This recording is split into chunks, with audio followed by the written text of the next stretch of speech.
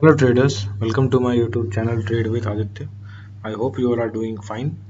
चलिए बात कर लेते हैं कल के लिए क्या एक्सपेक्टेशन रहेगा। आज की वीकली एक्सपायरी जो रही नेगेटिव में क्लोज हुआ, देखा दोनों इंडेक्स जो हमारा था वो नेगेटिव में ही क्लोज हुआ। मतलब स्टार्टिंग गैप अप से हुई, बट उसके बाद जो फॉल कंटिन्यू हुआ वो कंटिन्यूसली एक नया लो बनाया बैंक निफ्टी ने। एक्सपेक्टेशन था कि 35,000 लेवल को प्रोटेक्ट किया जाएगा। कह सकते हैं कि समहाउ मतलब 35,000 के नीचे क्लोज हुआ है, बट ऑलमोस्ट वहीं पे है। तो देखते हैं कल के दिन बायर्स को ऊपर ले जा पाते हैं या फिर देखते हैं अभी क्या हो रहा है। अब इसको अगर मैं ड्राइंग्स हटा दूं एक बार के लिए तो आपको दिखेगा। 1 सेकेंड। क्या हो रहा है काफ़ी दिनों से, गैप डाउन, वहीं रुक जा रहा है, फिर गैप डाउन, फिर नीचे गया, चलो यहाँ पर उसका फिर से गैप डाउन, फिर से गैप डाउन, ऊपर गया लेकिन फिर से गैप डाउन। मतलब ये गैप डाउन का सिलसिला काफ़ी टाइम से चला आ रहा है, ठीक है। और गैप अप होता भी है तो बहुत ज़्यादा ऊपर उसको अगले दिन बायर्स ले नहीं जा पाते। मतलब अगर गैप अप हुआ किसी दिन, सपोज यहाँ पर गैप अप हुआ आपको, लेकिन उसके बाद बायर्स उसको अगले दिन ऊपर नहीं ले आ पाते, फिर अगले दिन गैप डाउन हो जाता है। तो सिचुएशन ऐसा कुछ खास क्लियर नहीं है। एक down trend, basic down trend आपको दिख रहा है क्योंकि पैनिक है चारों तरफ due to Ukraine and Russia issue. But otherwise आपको कोई खास प्राइस एक्शन, कोई खास पैटर्न कुछ भी नहीं दिखेगा। आपको काम अगर करना है अभी, अगर आप इंडेक्स में काम करते हो, एक तो पहले बात ये कि ये बिगनर वाला मार्केट नहीं है। जो बिगनर्स हैं या अभी अभी 1-2 महीने पहले आए हैं हाइप में कि हाँ इसमें बहुत पैसे बनते हैं, बहुत आसान है पैसे बनाना, 1 लाख 2 लाख का MTM का स्क्रीनशॉट देख के अगर आप आए हो तो आपके लिए बहुत मुश्किल होने वाला है ये मार्केट। इवन जो इंट्राडे नहीं करते, स्विंग ट्रेडिंग भी करते हैं, उनके लिए भी बहुत मुश्किल होने वाला है ये मार्केट। और इसमें अगर इंट्राडे जो मैं बताता हूँ अभी इंडेक्स के बारे में, उसमें भी अभी क्या है कि आपको इंट्राडे चार्ट के बेसिस पे ही काम करना पड़ेगा। कई बार आप एनालिसिस करते हो पहले और अगले दिन आप उसको एग्जीक्यूट करते हो, बट अभी वो सिचुएशन नहीं है क्योंकि हर रोज मार्केट कुछ और ही कर दे रहा है। कभी गैप डाउन, कभी गैप अप, और गैप अप करता है तो फिर गैप डाउन हो जाता है, मतलब मुंह नीचे आ जाता है। और अगर गैप डाउन करता है फिर वहां से ऊपर खींच देता है मार्केट। कुछ भी क्लियर कट नहीं है, कोई भी सपोर्ट और कोई भी रेजिस्टेंस एग्जैक्टली उसको रेस्पेक्ट नहीं किया जा रहा है। इस केस में आपको इंट्राडे बेसिस से प्रॉपर तरीके से आपको वेट करना है। इमोशंस दिन के मतलब स्टार्टिंग वाले जो 30 मिनट्स उसको निकालने देना है, उसके बाद हम लोग उसको डिस्कस करेंगे, ठीक है ना। तो ये आपको ध्यान रखना है कि आपको कुछ ज़्यादा अर्ली मतलब पहले अज्यूम करके मार्केट में नहीं आना है। जिस दिन मार्केट खुले उसको स्टडी करो, इनिशियल 30 मिनट स्टडी करो क्या करना चाह रहा है मार्केट, उसके बाद फिर एक अपना व्यू बनाओ मार्केट को लेके, और उसके बेसिस पे जो आपको एग्जैक्टली सही जगह पे एंट्री मिले then only you should take entry. इसलिए नहीं ट्रेड लेना है कि आज का दिन बिना ट्रेड का निकल गया, अरे कैसे काम चलेगा, नहीं, ऐसे काम नहीं करना। ये सिचुएशन में ट्रेड थोड़ा कम करो, कैपिटल बचाओ, ठीक है। अब चलो कल के लिए बात कर लेते हैं हम लोग क्या इंपॉर्टेंट लेवल्स रहेंगे। देखो अभी एक ट्रेंड लाइन मैंने आपको बैंक निफ्टी में काफ़ी पहले बताया था कि एक ट्रेंड लाइन चला हुआ आ रहा है ऊपर से ये, बट अभी इसके आसपास ही प्राइस नहीं मूव कर रहा था। अब एक नया ट्रेंड लाइन आपको अगर देखोगे, ये आवरली चार्ट है, यहाँ मैं दिखाने की कोशिश करता हूँ, फिर हम लोग चलेंगे 15 मिनट्स पे। यस, यहाँ पर आप देखोगे तो रफली, मैं रफली कह रहा हूँ क्योंकि एग्जैक्टली कहोगे तो कहीं कहीं लिख लग रहा हो आपकी बॉडी कट गई है कुछ भी। रफली ये ट्रेंड लाइन चला आ रहा है, ठीक है। और मार्केट क्या कर रहा है देखो, नीचे, ऊपर, फिर नीचे आया, ऊपर आया, यहाँ पे सॉरी, यहाँ पर देखो, ठीक है, फिर नीचे आया, फिर ऊपर, फिर यहाँ पर। अब ये इधर तोड़ता है या नीचे तोड़ता है, पॉसिबिलिटी दोनों तरफ की है। आपको काम कैसे करना है कि अगर इस जगह पे कहीं पर आता है तो हमारे लिए अभी रेजिस्टेंस है ट्रेंड लाइन, तो यहाँ पर से एक बार हो सकता है ऊपर निकल के रिजेक्शन ले और तब नीचे तोड़े अगर नीचे जाना भी है तो, या फिर ऊपर जाने के बाद कुछ टाइम बिताने के बाद फिर ऊपर की ओर निकल जाए। दोनों तरफ की पॉसिबिलिटी है। तो अपने चार्ट में ट्रेंड लाइन मार्क कर लो, और जो जोन्स मैंने बताए हैं वो ऐसे ही रहेंगे ऑलमोस्ट। नीचे का जोन आपके लिए नया लो एक क्रिएट हो गया है, ये जो है आपका लेवल, 1 सेकेंड, हाँ जी, ये लेवल अप्रोक्सीमेटली 34,700 का, ये एक सपोर्ट लेवल क्रिएट हो गया क्योंकि यहाँ से बाइंग इमर्ज हुई है। बट कोई बड़ी बात नहीं है, 200 पॉइंट तोड़ना बैंक निफ्टी के लिए, मैंने कहा ना कि ये जिस तरह से काम हो रहा है, कल को अगर नीचे जाना होगा तो हो सकता है अगला दिन गैप डाउन कर दे कल को। तो कुछ भी फिक्स नहीं है अभी, कल मार्केट खुलने दो, उसके अकॉर्डिंग हम लोग फिर डिटेल में डिस्कस करेंगे। नीचे के लेवल्स कौन से रहेंगे अगर ये 34,700 का लेवल टूटता है। पॉसिबिलिटी है कि एक बार ऐसे भी तोड़ सकता है, but gap down gap up का कहानी चल रहा है अभी तो मार्केट में, हर रोज गैप डाउन या गैप अप ही हो रहा है। उस केस में नीचे के लेवल्स एक बार हम लोग देख लेते हैं, आवरली चार्ट है आपके सामने। नीचे के लेवल्स कौन से रहेंगे, ये जो मैंने बताया, ये लेवल 34,700 का अप्रोक्सीमेटली यहाँ का लो है, आप देख सकते हो। उसके बाद आपको कौन सा लो बनता है यहाँ पे 34,580 के आसपास, 580 या कह दो आप 500 रफली। उसके बाद एक जोन बनेगा आपको, वो कैसा जोन बनेगा, दैट विल बी अराउंड 34,250 से लेकर 34,100 या 50 तक, मतलब कि 34,050 तक। इसको हम लोग ग्रीन से मार्क कर लेते हैं, ठीक है। ये जोन बनेगा। आप देख लो चार्ट में किस तरह से मैंने मार्क किया है, यहाँ पर एक लो है, डोजी कैंडल है, और यहाँ पर एक जोन है, ठीक है। ये सपोर्ट अभी फिलहाल के लिए है, मैंने बताया भी है डेली चार्ट पे, जो संडे को मैंने वीडियो डाला था कि अगर 35,000 टूटता है देन मेजर सपोर्ट 34,000 के आसपास ही है, 150 पॉइंट ऊपर नीचे जो भी हो, तो यहाँ पर आपको मेजर सपोर्ट ही मिलेगा। अगर गैप डाउन होता है तो इस सपोर्ट को होल्ड करना चाहिए, एटलीस्ट एक बार होल्ड करके नीचे जाना भी है तो एक बार मेजर सपोर्ट पे क्या होता है ना, छोटे मोटे सपोर्ट, इंटरमीडिएट सपोर्ट जो होते हैं उसको डायरेक्टली मार्केट तोड़ देता है, फिर रिस्पेक्ट नहीं करता, बट जो मेजर सपोर्ट होते हैं, मेजर रेजिस्टेंस होते हैं, वहाँ पर मार्केट अगर ब्रेकडाउन करता भी है, गैप डाउन भी करता है, तो वहाँ पर वापस एक बार उसको रिटेस्ट करने आता है। इसलिए मेजर सपोर्ट्स और मेजर रेजिस्टेंस तो एटलीस्ट अपने चार्ट में हमेशा मार्क करके रखो।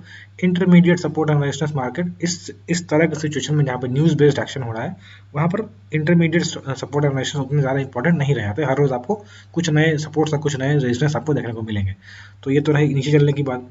अगर ऊपर निकलता है, थोड़ा कॉशियस रहना, ट्रेंड नेगेटिव है, सेंटिमेंट नेगेटिव है, तो अगर ये ब्रेकआउट करता भी है तो एक बार ध्यान देना, यहाँ से रिएक्शन ले सकता है, या फिर वापस यहाँ से रिएक्शन देके अगर ऊपर निकले, तो इसके ऊपर जब तक ना निकले 35,630-650 के आसपास, तब तक आपको क्लियर का डायरेक्शन नहीं मिलेगा। और उसके ऊपर ये रेजिस्टेंस है, ठीक है, जहाँ पर रेजिस्टेंस लिया है ट्रेंड लाइन ने, उस जगह को, ट्रेंड लाइन पे जहाँ पे रेजिस्टेंस मिला है उस जगह को आप मार्क कर लो आपके रेजिस्टेंस के लिए, वहाँ पर से प्रॉफिट बुकिंग हो सकती है, ठीक है ना। ये लेवल मैंने बता दिया, this is around 35,800, this is around 36,200, 400 points कल पे दिया, उसके बाद यहाँ पर 36,700 के आसपास ये आपको जोन है ऊपर और नीचे चलने के लिए, ठीक है। अब चलते हैं हम लोग निफ्टी पे, वहाँ डिस्कस कर लेते हैं।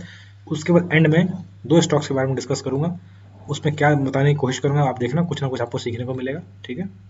यहाँ पर देखो बैंक निफ्टी, सॉरी निफ्टी का ये 1 आवर का चार्ट है।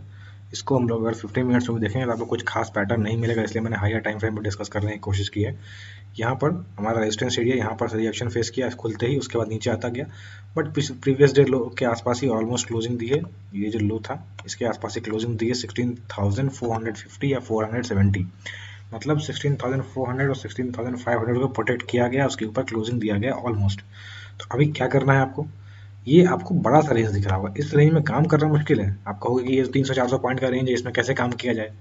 तो अब जो रेंज मार्केट में है, कुछ तो डायरेक्शन क्लियर है नहीं। अगर आप देखोगे रफली मार्केट क्या कर रहा है पिछले 4-5 दिनों से, ऑलमोस्ट एक रेंज में ही बस फंसा हुआ है, कुछ खास काम ही नहीं कर रहा। तो आपको इसी हिसाब से अपने आप को एडजस्ट करना पड़ेगा। फिलहाल के लिए अगर 50 मिनट्स टाइम फ्रेम पे जाते हैं हम लोग, तो हमारे पास क्या लेवल्स रहेंगे। यहाँ पर ये एक रेंज बन गया है, ध्यान दो, 16,570, 16,600 रफली, ये लेवल यहाँ से लेके यहाँ तक, ये जोन जब तक नहीं टूटता है कन्विंसिंगली ऊपर की ओर, तब तक आप यहाँ पे ब्रेकआउट पे लॉन्ग मत होना। यहाँ से अगर निकलते तो यहाँ तक के लिए एक बार टारगेट बुकिंग हो सकता है। अगर नीचे की बात करें तो नीचे की बात करने के लिए ये लेवल टूटना चाहिए समवेयर अराउंड 16,470, या फिर सेफ ट्रेडर इसको टूटने का वेट करें। अगर ये टूट जाता है कन्विंसिंगली तो आप आराम से 360 380 का लेवल भी देख सकते हो, which will be around 70-80 points का रेंज, उसमें आप काम कर सकते हो। अगर नीचे का लेवल टूटता है तो बीच में आपको फिर 16,200 से लेके 250 तक का आपको रेंज मिलेगा, इसमें आपको काम करना है, ठीक है। नीचे के लेवल तो क्लियर कट ये है, और क्योंकि सेंटिमेंट नेगेटिव है तो पॉसिबिलिटी है कि नीचे खुल सकता है मार्केट। और अभी कुछ भी, ये जो कोई भी वीडियो आप किसी का भी देख लो, किसी भी यूट्यूबर का देखते हो, किसी भी ट्रेडर को फॉलो करते हो, ये आप जान लो कुछ भी फिक्स नहीं है। आप देख रहे हो गैप अप का सेटअप बन रहा है, कल को हो जाता है गैप अप, लेकिन उसके बाद कंटिन्यूसली पूरे दिन मार्केट नीचे खुलता है, तो आप अगर प्रॉफिट बुक नहीं करते तो फिर आप फंस जाते हो। तो इसलिए कुछ भी क्लियर कट नहीं है, आपको क्विक होना है, जल्दी बुकिंग करना है, प्रॉफिट बुकिंग करना है, और मार्केट का व्यू आपको जल्दी बनाना है, और उसके अकॉर्डिंग जल्दी एक्ट भी करना है। बट इसका मतलब ये नहीं कि हड़बड़ी में काम कर लेना, गलतियां मत करना, ठीक है। उससे बढ़िया एक दिन ट्रेड मत लो, बट स्टडी कर लो, जब तक कन्फर्म ना हो तब तक स्टडी कर लो, ट्रेड मत करो, ठीक है। ऊपर चलने के लिए ये लेवल अगर टूटता है तो फिर ये लेवल रेजिस्टेंस रहेगा, एंड देयर आफ्टर 16,900 का मैंने बताया आपको कि जब ये रिकवरी आई, ये वाली या फिर ये वाली शार्प रिकवरी, तब मैंने ये बात कही भी थी कि 17,000 तक की एक रैली दिख रही है मार्केट में, एक्सपेक्टेशन है, एग्जैक्टली जरूरी नहीं कि करे ही, मैंने कह दिया इसका मार्केट को मूव करना चाहिए, ऐसा बिल्कुल भी नहीं है। लेकिन ये सेटअप बना रहा है ना, बैंक निफ्टी तोड़े जा रहा है नीचे, बट ये अपना लो नया नहीं बना रहा, इसने इस लो को बचा के रखा हुआ है। तो एट प्रेजेंट निफ्टी को बचाने की कोशिश की जा रही है, हो सकता है एक बार 17,000 का लेवल वापस टच किया जाए, विजुअली अराउंड दिस लेवल, इस लेवल को टच करने के बाद वापस से पुल बैक आ सकता है नीचे की ओर, देखते हैं। बट यहाँ पर सेटअप जो है, एक बार अगर गैप अप खुलता है तो इसके ऊपर आप ट्रेड कर सकते हो, लेकिन क्विकली टारगेट बुक करना पड़ेगा। यहाँ पर भी एक रेजिस्टेंस है, ठीक, यहाँ से 50-60 पॉइंट ऊपर, तो यहाँ पर अलर्ट रहना, ठीक है ना। तो ये तो रही निफ्टी बैंक निफ्टी के बाद। इसके अलावा कुछ और अगर लाइव प्राइस एक्शन कुछ दिखता है मार्केट में तो आई शेयर ऑन टेलीग्राम। अगर आप टेलीग्राम चैनल पर नहीं हो, जहाँ कि मैं इंट्राडे चार्ट्स के अलावा जो भी प्राइस एक्शन के से रिगार्डिंग कुछ अगर दिखता है मुझे तो मैं शेयर करता हूँ। उसके अलावा स्टॉक्स के बारे में हम डिस्कस करते हैं, स्विंग ट्रेडिंग या इंट्राडे ट्रेडिंग, और साथ में हम लोग जो मेंबर्स हैं वहाँ पर हम लोग कुछ ना कुछ नॉलेजेबल कंटेंट भी शेयर करते हैं, डिस्कस करते रहते हैं। तो डिस्क्रिप्शन में लिंक है, अगर आप चाहो तो वहाँ पर जुड़ सकते हो मुझसे। ठीक है, अब चलो हम लोग बात कर लेते हैं स्टॉक्स के बारे में। ये देखो आपके सामने एशियन पेंट का डेली का चार्ट ओपन है, अच्छा खासा नीचे क्लोजिंग दे रहा है, वॉल्यूम भी बढ़ रहा है, फॉल बढ़ता जा रहा है। रीजन ऑब्वियसली सबको पता होगा कि ये जो यूक्रेन रशिया का इशू चल रहा है, इस कारण से क्रूड के प्राइसेस बढ़ रहे हैं और थोड़ा सा प्राइस इसका इस कारण से इम्पैक्ट हो रहा है एशियन पेंट का। अब जो लोग मुझे काफ़ी टाइम से जानते हो या जुड़े हुए हो, उनको पता हो कि Asian pent one of my favourite stock है, मतलब काफ़ी सारे मेरे वॉच लिस्ट में मेरे फेवरेट स्टॉक्स हैं, जो मैंने एक बार टेलीग्राम पे शेयर भी किया था कि जो मेरा फेवरेट वॉच लिस्ट है उसको मैंने शेयर भी किया था। उसमें एशियन पेंट एक वन ऑफ दैट स्टॉक है। तो अब इसमें जनरली मैंने जब यहाँ पर 200 के आसपास आया था, इस जगह पे मैं दिखाता हूँ, इस जगह पे जब आया था तो मैंने कहा था कि यहाँ पर आप ऐड कर सकते हो। ठीक है, 200 EMA पे हम लोग कई बार इसको बनाए हैं, इस जगह पे ही पैसे बनाए हैं। इससे पहले भी जहाँ यहाँ पर आया था 200 के पास, तो कई बार हमने इसको 200 EMA पे उठाया है और अच्छे खासे पैसे बनाए हैं। अब यहाँ पर मैंने कहा ठीक है, मैंने भी ट्रेड किया, ऐसा नहीं कि मैं आपको कहता हूँ, मैं खुद नहीं करता, मैंने भी उठाया माल। बट उसके बाद से आप देखो, मैं ये चीज़ कई बार इंट्राडे वाले जो वीडियो बनाता हूँ इंडेक्स वाला, उसमें मैंने कहा है कि सपोज कोई आपको पता है कि ये बहुत इंपॉर्टेंट सपोज है, सारी दुनिया को पता है, सब लोग यहाँ बैठे हैं कि यहाँ पर एक बार प्राइस आएगा तो मैं उठाऊंगा। तो मैंने कहा है कि अगर प्राइस को ऊपर चलना है गिरने के बाद तुरंत, तो यहाँ पर सबको माल उठाने नहीं देगा, इतना टाइम नहीं बिताएगा। लेकिन अगर टाइम बिता रहा है, दैट मीन्स ऊपर आके यहाँ पर टाइम बिता रहा है कि लो भाई सब लोग माल कर दो, that means this can be a trap. तो ये समझाने के लिए मैंने एशियन पेंट का एग्जांपल दिया कि जब ये प्राइस यहाँ पर बहुत टाइम बिताने लग गया, मतलब कि ये लोगों को यहाँ तक जब तक ठीक था, ऊपर चला कोई बात नहीं, तो वापस यहाँ पर बार बार लोगों को उठाने का मौका दे रहा है, दैट मीन्स ये अब यहाँ पर नहीं रुकने वाला, फिर ये क्या करेगा, इसके नीचे भी तोड़ेगा। कहाँ तक तोड़ेगा वो डिपेंड करेगा उसके चार्ट पे, उसके प्राइस एक्शन पे। बट मैं यही समझाने की कोशिश कर रहा हूँ कि ये सब चीज़ों को भी नोटिस किया करो। अगर प्राइस यहाँ पर सबको उठाने का मौका दे रहा है तो मार्केट किस तरह से काम करती है कि मिनिमम लोग पैसे बनाए और मैक्सिमम लोग लॉस करें। तो यहाँ पर अगर सब लोग माल उठा लेंगे तो इन लोगों का लॉस कैसे होगा, इनको नीचे काट के। That is the way market works. तो ये चीज़ सिखाने के लिए मैंने एशियन पेंट का एग्जाम्पल लिया है। अब हम लोग बात करते हैं एक और स्टॉक के, जिसमें आवरली चार्ट हम लोग डिस्कस करेंगे। वो स्टॉक का नाम है मैकडोवेल। यहाँ पर देखो आवरली चार्ट खुला हुआ है, यहाँ पर आपको दिख रहा होगा क्लियर कट कि एक kind of head and shoulder inverted head and shoulder का फॉर्मेशन हो रहा है, अभी ब्रेकआउट नहीं आया है। आवरली चार्ट है, इसका इंट्राडे में भी लोग यूज कर सकते हैं। अगर इसके ऊपर निकलता है क्लियर कट 898 899 के ऊपर, देन इसका टारगेट निकल के आता है समवेयर अराउंड, दिखाता हूँ, इसको मैक्सिमम डेप्थ से यहाँ से कॉपी कर लेंगे, मेजर करके इसको ऊपर पेस्ट करेंगे, तो हमारा टारगेट निकल के आता है समवेयर अराउंड 986 का। ठीक है, तो ये चीज़ पॉसिबल है, बट ये आवरली चार्ट है, तो यानी 2-3 दिन 4 दिन भी लग सकता है अपना। और इस तरह के मार्केट सेंटीमेंट में अगर ट्रेडर आपके फेवर में मार्केट निकलता भी है तो मेरा एक सजेशन रहेगा, सपोज ये कुछ पॉइंट निकल गया, अगर ये 10% है, सपोज अगर यहाँ से 10% है और ये 5% ऊपर निकल गया, तो अपने स्टॉप लॉस को ट्रेल करते चलो, क्योंकि मार्केट इस तरह का है कि अगले दिन मान लो 10% ऊपर गया भी, अगले दिन सीधा गैप डाउन खोल देगा। उस केस में एटलीस्ट आपके कैपिटल तो प्रोटेक्ट होगा, जो प्रॉफिट कमा चुके उसको प्रॉफिट बुक करना भी सीखो।